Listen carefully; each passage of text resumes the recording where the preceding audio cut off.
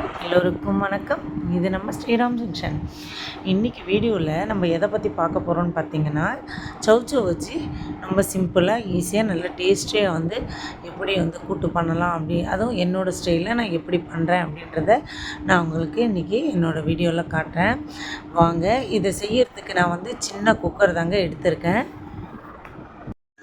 ஒரு சின்ன குக்கரில் ஒரு கப்பு பாசிப்பருப்பு, ஒரு சின்ன கரண்டி கடலைப்பருப்பு நல்லா வாஷ் பண்ணி குக்கரில் போட்டுக்கிட்டேன். 2 சௌச்சௌவு, 2 தக்காளி பொடியாக கட் பண்ணி அதையும் சேர்த்துக்கிட்டேங்க. 2 பச்சை மிளகாயை அப்படியே லைட்டாக கீறிட்டு அதையும் போட்டுக்கிட்டேன். கொஞ்சம் மஞ்சள் பொடி, தேவையான அளவு உப்பு எல்லாத்தையும் ஒன்றா போட்டு ஒரு 2 விசில் வர்ற மாதிரி குக்கரில் வச்சுருக்கேன். இப்போ 2 விசில் வந்துருச்சுங்க. 2 விசில் வந்துட்டு கொஞ்சம் சூடாறினதுக்கப்புறம் நம்ம ஓப்பன் பண்ணி பார்க்கலாம். இப்போ அந்த குக்கர் ஸ்டீம் அடங்கிறதுக்குள்ளே நம்ம ஒரு தாளிப்பு கொடுத்துக்கலாம். ஒரு வானலில் எண்ணெய் ஊற்றி கடுகு, 2 வத்த மிளகா, 2 உளுத்தம்பருப்பு, கொஞ்சமாக ஜீரகம் எல்லாத்தையும் போட்டு தாளிச்சிட்டு அதுக்கப்புறம் நான் ஒரு பெரிய வெங்காயம் பொடி பொடியாக கட் பண்ணி வச்சுருக்கேன். அதையும் நம்ம இது கூட சேர்த்துக்கலாம். சேர்த்துட்டு பொன்னிறமாக வர வரலும் வதக்கி விட்டுக்கலாங்க.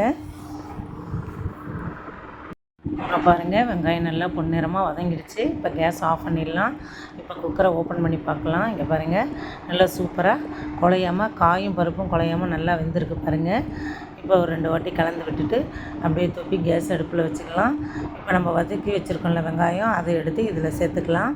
சேர்த்துட்டு நல்லா ஒரே ஒரு நிமிஷம் கொதி வரட்டோன்னு அப்படியே கேஸை சிம்மிலே வச்சுக்கலாங்க.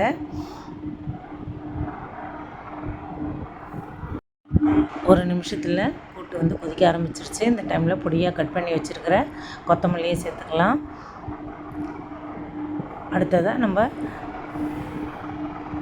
தேங்காவை மிக்சியில் பொடி பண்ணி வச்சுருக்கேன். அதையும் கொஞ்சம் எடுத்து கூட்டில் சேர்த்துக்கலாங்க. அவ்வளோதாங்க. ஒரு 2 வாட்டி கலந்து விட்டுட்டு நம்ம கேஸ் ஆஃப் பண்ணிடலாம். சூப்பரான சுவையான ரொம்ப குயிக்காக சௌச்சௌ கூட்டு ரெடி ஆகிடுச்சுங்க. நீங்களும் ட்ரை பண்ணி பாருங்கள்.